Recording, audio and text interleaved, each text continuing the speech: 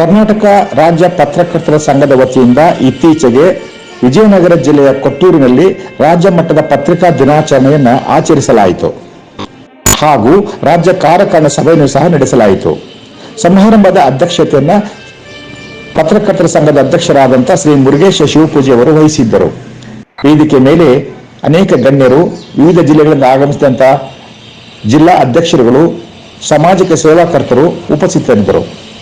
ಸಮಾರಂಭದಲ್ಲಿ ಜ್ಯೋತಿ ಬೆಳಗಿಸುವ ಮುಖಾಂತರ ಸಮಾರಂಭವನ್ನು ಉದ್ಘಾಟಿಸಿದ ಸಂಘದ ಅಧ್ಯಕ್ಷರಾದ ಶ್ರೀ ಮುರುಗೇಶ್ ಶಿವಪೂಜೆ ಅವರು ಮಾತನಾಡುತ್ತಾ, ಡಿಜಿಟಲ್ ಮಾಧ್ಯಮದ ಮೇಲೆ ಜನರ ನಂಬಿಕೆ ಈಗ ಕಳೆದು ಹೋಗುತ್ತಿದೆ.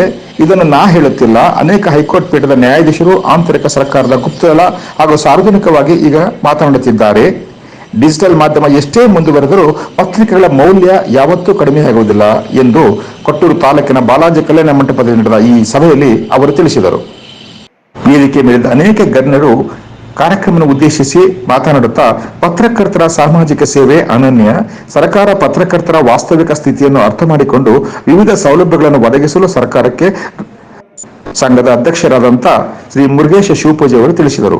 ರಾಜ್ಯ ಉಪಾಧ್ಯಕ್ಷ ಶ್ರೀ ಸುದೇಶ್ ಕುಮಾರ್, ವಿಜಯನಗರ ಜಿಲ್ಲೆಯ ಅಧ್ಯಕ್ಷರಾದ ಶ್ರೀ BHS ರಾಜು, ಶ್ರೀ ಸೋಮಶೇಖರ್ ಹಿರೇಮಠ, ಕಾರ್ಯಾಧ್ಯಕ್ಷರು ಹಾಗೂ ಬಾಗಲಕೋಟೆ ಜಿಲ್ಲಾ ಅಧ್ಯಕ್ಷರಾದ ಶ್ರೀ DB ವಿಜಯಶಂಕರ್ ಹಾಗೂ ರಾಜ್ಯದ ವಿವಿಧ ಜಿಲ್ಲೆಗಳಿಂದ ಜಿಲ್ಲಾ ಅಧ್ಯಕ್ಷರು, ತಾಲೂಕು ಅಧ್ಯಕ್ಷರು, ವಿವಿಧ ಗಣ್ಯರು ಈ ಸಮಾರಂಭದಲ್ಲಿ ಉಪಸ್ಥಿತರಿದ್ದರು. ಈ ಪತ್ರಿಕಾ ದಿನಾಚರಣೆ ಅಂಗವಾಗಿ ನಗರದ ಪ್ರತಿಭಾವಂತ ವಿದ್ಯಾರ್ಥಿಗಳಿಗೆ, ಪೌರ ಕಾರ್ಮಿಕರಿಗೆ, ವಿವಿಧ ಕ್ಷೇತ್ರದಲ್ಲಿ ಸಾಧನೆ ಮಾಡಿದ ಅನೇಕ ಸಾಧಕರಿಗೆ ಫಲಪುಷ್ಪ ಶಾಲು ಹೊದಿಸಿ ಸನ್ಮಾನಿಸಲಾಯಿತು.